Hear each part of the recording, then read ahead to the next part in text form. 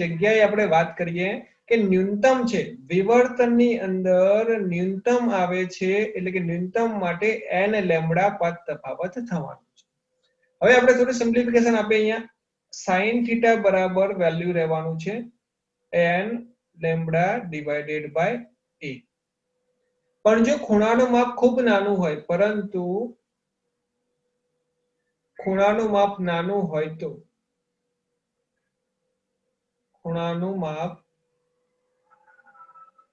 નાનું હોવાથી ખૂણાનું માપ નાનું હશે તો આપણે sin થીટા ની જગ્યાએ થીટા લખી શકીશું. sin theta is near by theta. તો અહીંયા ખાલી આપણે થીટા લખી દઈએ તો થીટા બરાબર n lambda divided by a થશે. અને આ જે થીટા છે એને કહીશું આપણે કોણીય સ્થાનાંતર અથવા તો કોણીય પહોળાઈ કહેવાશે. થીટાને આપણે શું કહીશું? કોણીય સ્થાન અથવા તો કોણીય અંતર આપણે કહી શકીશું. બોલો, આ સ્ટેપમાં કોઈ કન્ફ્યુઝન ખરું બકા કોઈને? પ્રથમ ન્યૂનતમ માટેનું ફોર્મ્યુલામાં પથ તફાવત તો ક્લિયર છે આપણને. એ sin થીટા યાદ રાખી જ લેવાનો. જેમ પહેલામાં પથ તફાવત કેટલો યાદ રાખતા હતા વ્યતિકરણમાં? વ્યતિકરણમાં પદ તફાવત કેટલો હતો? xd divided by capital D હતો. ક્યારે? વ્યતિકરણમાં. જ્યારે વિવર્તન હોય એમાં પદ તફાવત આપણે કેટલો લેવાનો છે? a sin થીટા લેવાનો છે, એટલે કે ખૂણાના સ્વરૂપમાં લેવાનો છે. ખૂણાના સ્વરૂપમાં. ચલો, આ તો આપણે ન્યૂનતમ માટેની વાત કરી. પણ જો અધિકતમ મેળવવો હોય એટલે કે મેક્સિમમ, હવે અધિકતમ ક્યાં મળશે બકા? તો એની વાત કરું. જુઓ કે અહીંયા પ્રથમ ન્યૂનતમ મળી ગયો, એના પછી ગ્રાફ થોડો ઊંચો જશે અને આ બાજુ જવાનું છે. આ જે ભાગ છે ને, આ જે ભાગ, એને અધિકતમ કહીશું.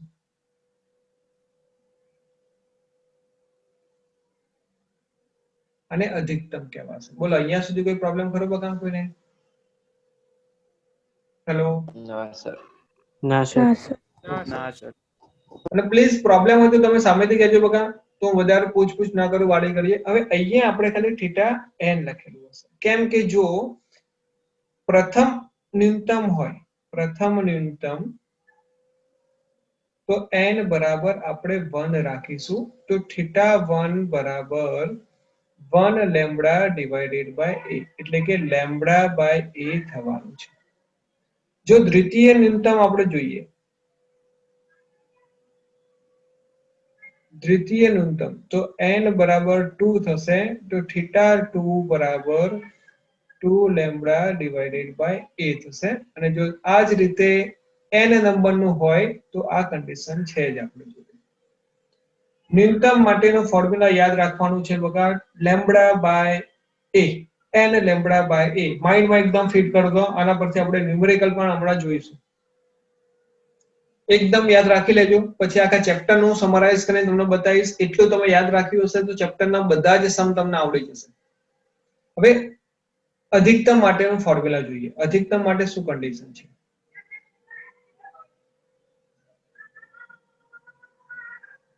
વિવર્તનની અંદર, વિવર્તન એની અંદર અધિકતમ માટે, અધિકતમ માટે પથ તફાવત a sin થીટા બરાબર 2n + 1 લેમ્બડા બાય 2. આ તો યાદ જ છે ને, બે પોસિબિલિટી છે, કાં તો n લેમ્બડા અથવા તો 2n + 1 લેમ્બડા બાય 2. એના સિવાય કોઈ શક્યતા છે નહીં. એટલે કે x અક્ષ અને y અક્ષ. આનાથી એક સ્ટેપ આગળ જઈએ. sin થીટા = ફોર્મ્યુલા રહેવાનું છે આપણું. sin theta = 2n + 1 lambda divided by 2a થવાનું છે. અને સેમ કન્ડિશન પહેલાના જેમ, થીટા જો ખૂબ નાનો હોય તો થીટા n બરાબર, એટલે કે sin થીટા ની જગ્યાએ આપણે થીટા લખી દઈશું, = 2n + 1 lambda divided by 2a રહેશે. અહીંયા સુધી કોઈ કન્ફ્યુઝન હોય તો કહો મને. જો બગા, ઘણા લોકો બુકના પ્રમાણે જો તમે કરવા જશો તો થોડું કન્ફ્યુઝન થશે. હું તમને બતાવું કઈ રીતે. બુકમાં લોકોએ એવું કરેલું છે કે જે આ જે 2 છે ને, 2, એ 2 ને આને નીચે લઈ ગયા છે ડિવાઇડેશન.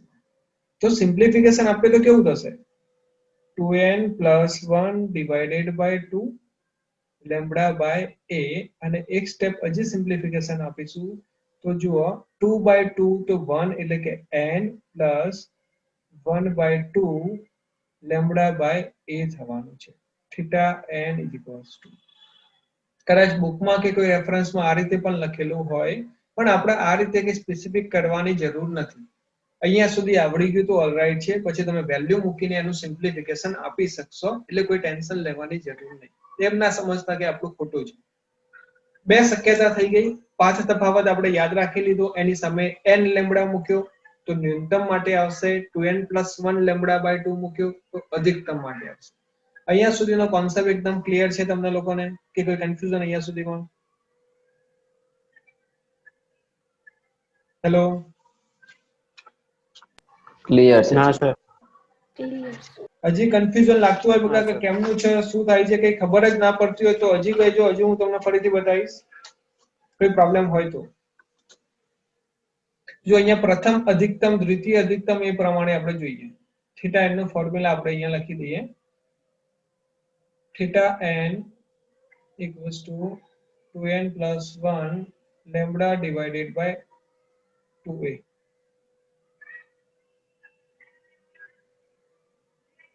લેમ્બડા બાય 2a પહેલી કન્ડિશન પ્રથમ અધિકતમ માટે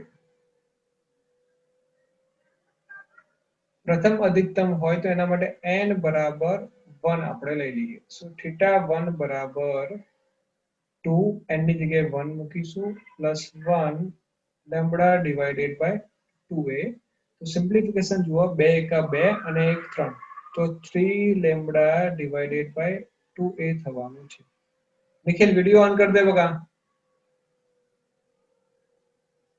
હા હા બીજું દ્વિતીય અધિકતમ માટે બીજા કોઈને ના કીધું હોય તો બી કરી દેજો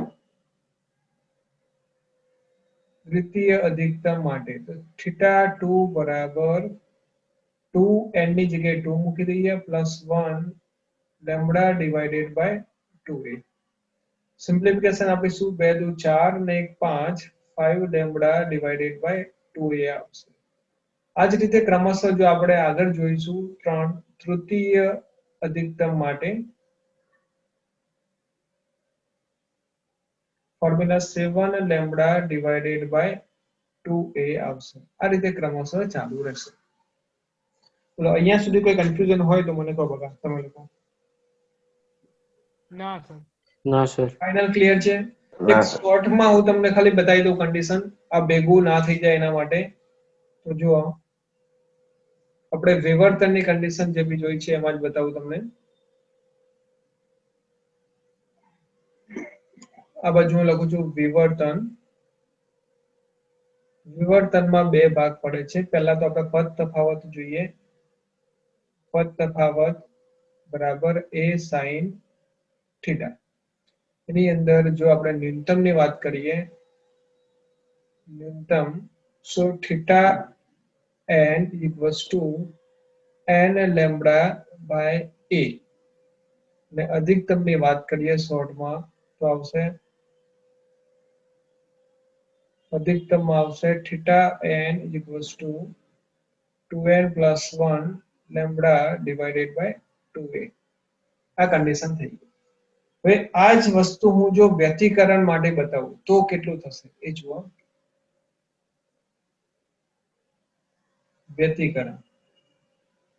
વ્યતિકરણમાં પહેલા તો પદ તફાવતની વાત થશે બરાબર x d divided by d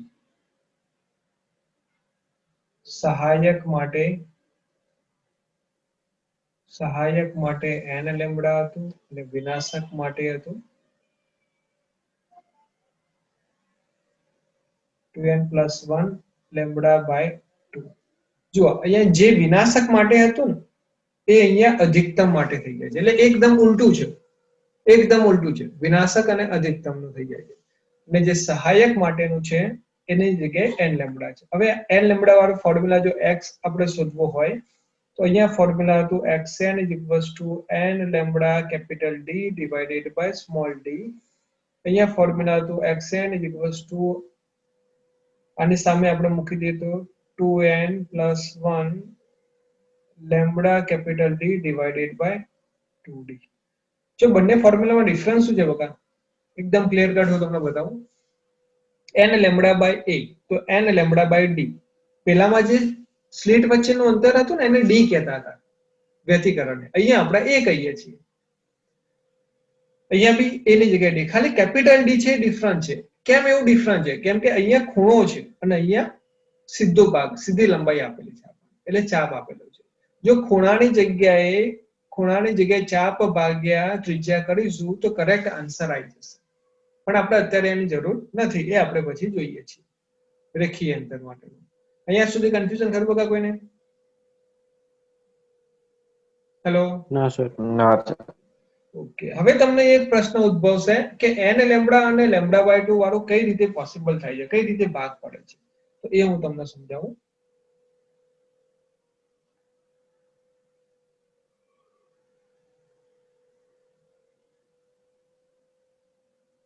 જો આપણે એક સ્લેટ બનાવી દઈએ વિજાર્ડી,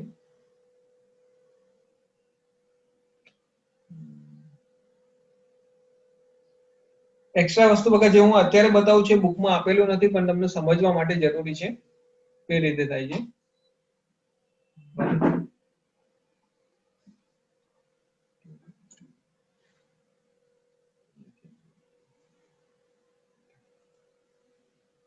જો હવે સામેની બાજુ આપણે એક પડદો બનાવી દઈએ. આ એક પડદો લઈ લીધો, સ્ક્રીન લઈ લીધો. હવે પ્રકાશના કિરણો લઈએ આપણે 3. એક આ બિંદુથી સીધું જાય છે, એક આ બિંદુથી સીધું જાય છે,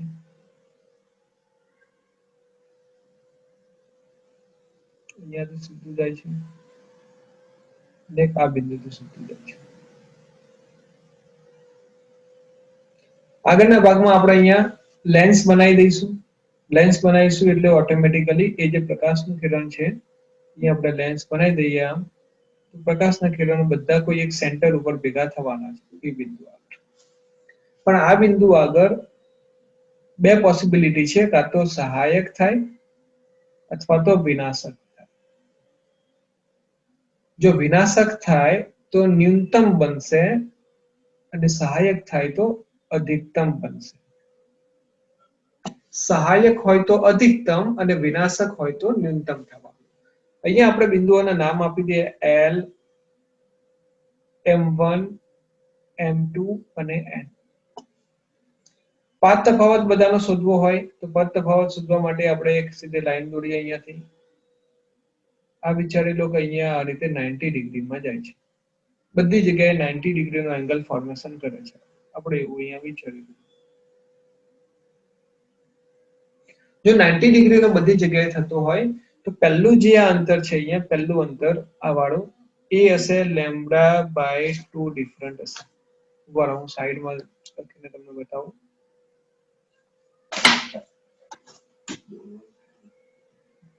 આ જે લંબાઈ છે ને, આ જે લંબાઈ પથ તફાવત એને આપણે લેમ્બડા બાય, આ જે તફાવત છે ને એને બીજી લેમ્બડા બાય 2 એડ થશે એટલે લેમ્બડા થઈ જશે, અને આ જે છે એ થશે 3 લેમ્બડા બાય 2. દરેક એક ભાગ છે આગળનો બિંદુ એટલે લેમ્બડા બાય 2 એડ થતું જશે. પેલા અડધું હતું, પછી આખું થયું, પછી દોઢ થયું. હજી જો ચોથો ભાગ વિચારીશું, આપણે વિચારીશું આ ભાગ, આ સ્લીટના 4 ભાગ પાડીશું તો લેમ્બડાની જગ્યાએ 2 લેમ્બડા જેટલો ભાગ. પણ જુઓ પહેલી કન્ડિશન, અહીંયાથી જે પ્રકાશનું કિરણ જાય છે L બિંદુ આગળથી અને M બિંદુ આગળથી, M1 આગળથી જાય છે, એ બંને બિંદુઓ અહીંયા P બિંદુ આગળ વિનાશક વ્યતિકરણ રચે છે. L માંથી જે નીકળે છે અને એ જ રીતે M માંથી નીકળે છે, બંનેનું વિનાશક વ્યતિકરણ થશે.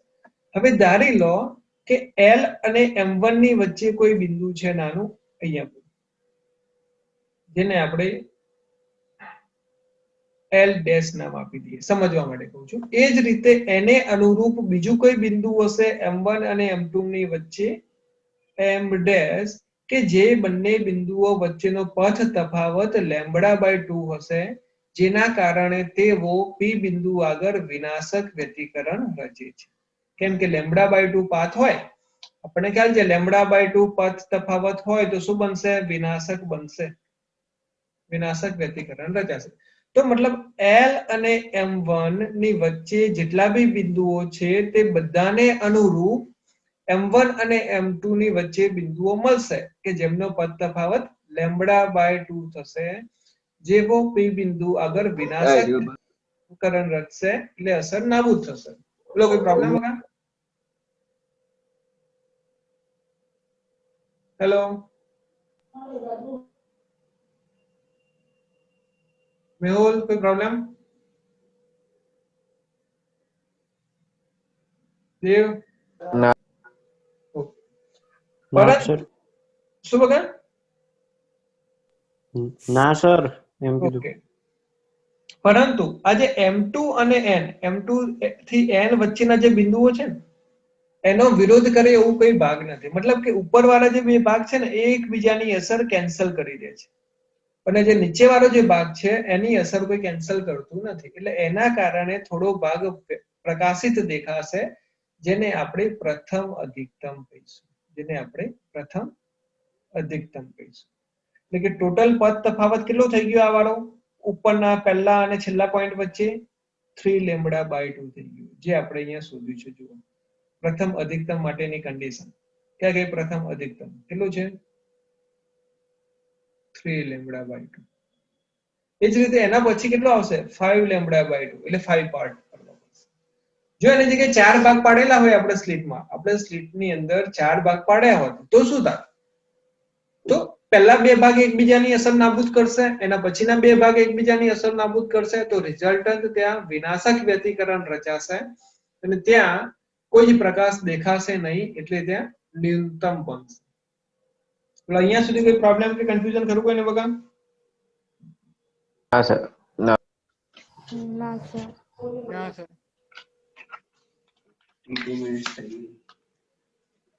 ઓકે, હવે આપણે એક આગળ થિયરી જોઈએ થોડી. કોણીય પહોળાઈ અને રેખીય પહોળાઈના સૂત્રો મેળવીએ આપણે. મતલબ કે કોઈ પણ અહીંયા મધ્યસ્થ અધિકતમ છે આ રીતે, તો આ ભાગ કેટલો, લંબાઈ કેટલી હશે, આ પહોળાઈ કેટલી છે એ આપણે શોધવું છે. એના માટે જોઈએ આપણે. જો તો એના માટે ધ્યાન રાખો.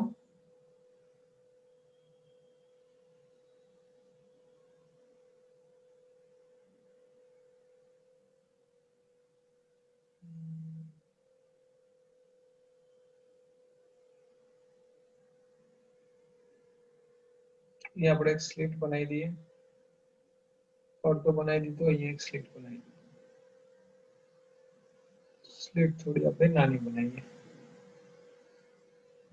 સામે આપણે મધ્યસ્થ અધિકતમ બનાવવું છે, તો ધારો કે અહીંયા આટલો ભાગ આપણે બનાવી દીધો મધ્યસ્થ અધિકતમ.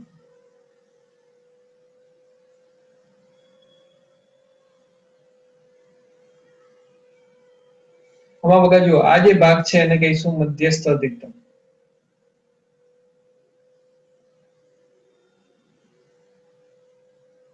આ જે ભાગ છે એને કહેવાશે પ્રથમ અધિકતમ.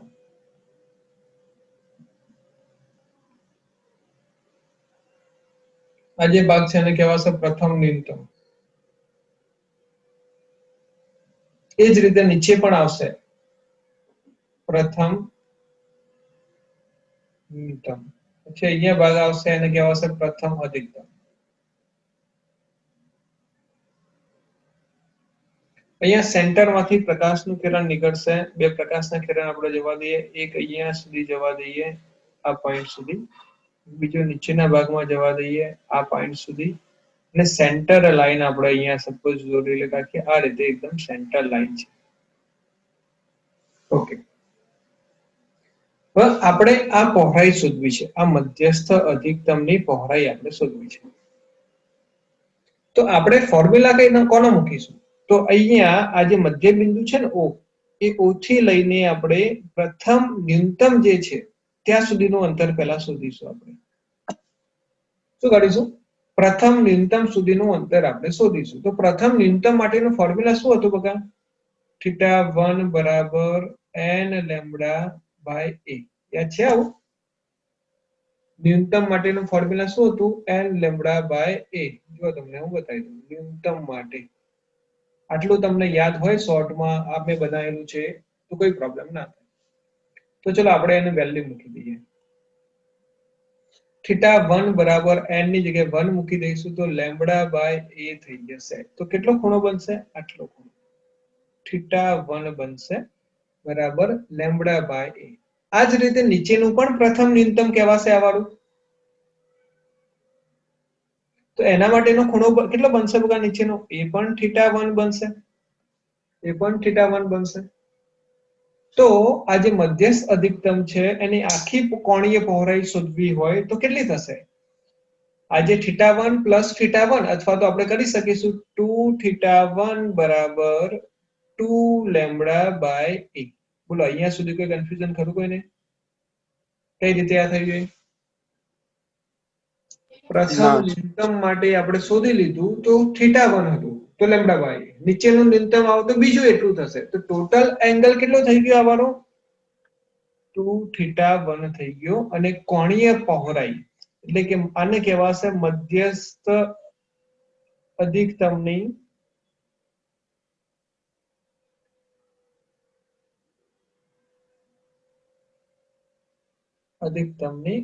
કોણીય પહોળાઈ. બોલો અહીંયા સુધી કોઈ કન્ફ્યુઝન હોય તો કહો મને. હવે આની રેખીય પહોળાઈ શોધવી હોય આપણે, રેખીય પહોળાઈ, તો આવું એક ફોર્મ્યુલા પહેલા આવતું હતું, ખૂણો બરાબર ચાપ ભાગ્યા ત્રિજ્યા. એવું સૂત્ર આવતું હતું પહેલા. ખૂણો બરાબર ચાપ ભાગ્યા ત્રિજ્યા. યાદ છે? તો અહીંયા આપણે આને ખૂણો કહીએ 2θ1. તો આ બંને વચ્ચેનું અંતર આપણે કેટલું લઈએ છીએ? કેપિટલ D લઈએ છીએ. તો જેને આપણે ત્રિજ્યા કહીશું. ચાપ જે છે એ આખો આ રેખીય અંતરને આપણે ચાપ કહીશું. ચાપ એટલે કે રેખીય અંતર, રેખીય પહોળાઈ.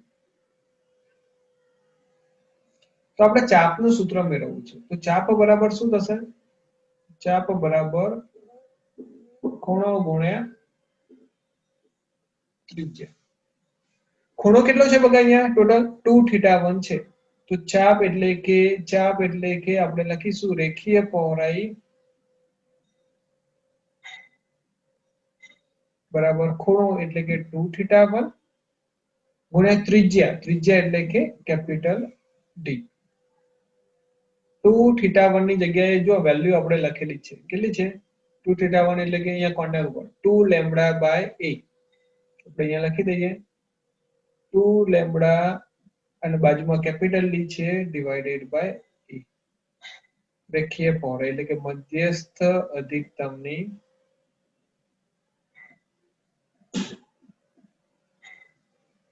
કોણીય પહોળાઈ.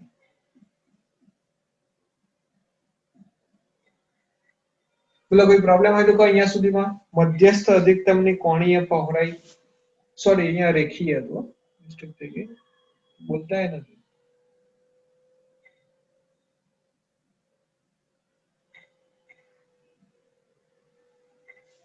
કોઈ પ્રોબ્લેમ કરો અહીંયા સુધીમાં?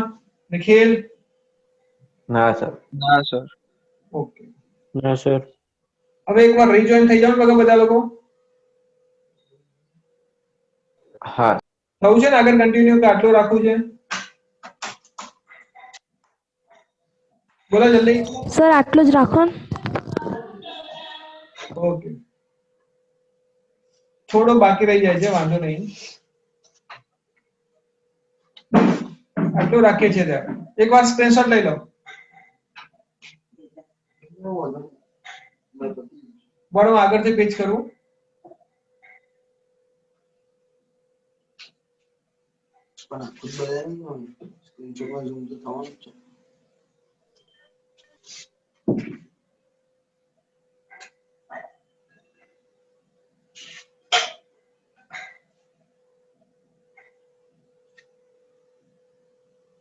થઈ ગયું છે.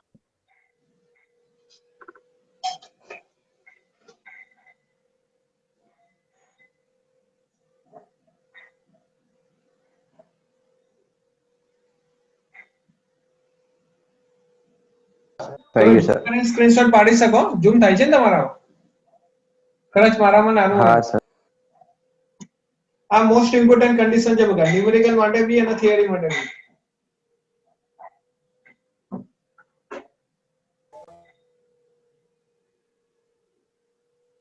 થઈ ગયો? હા સર. હા હા સર. બરાબર. ફરી લો.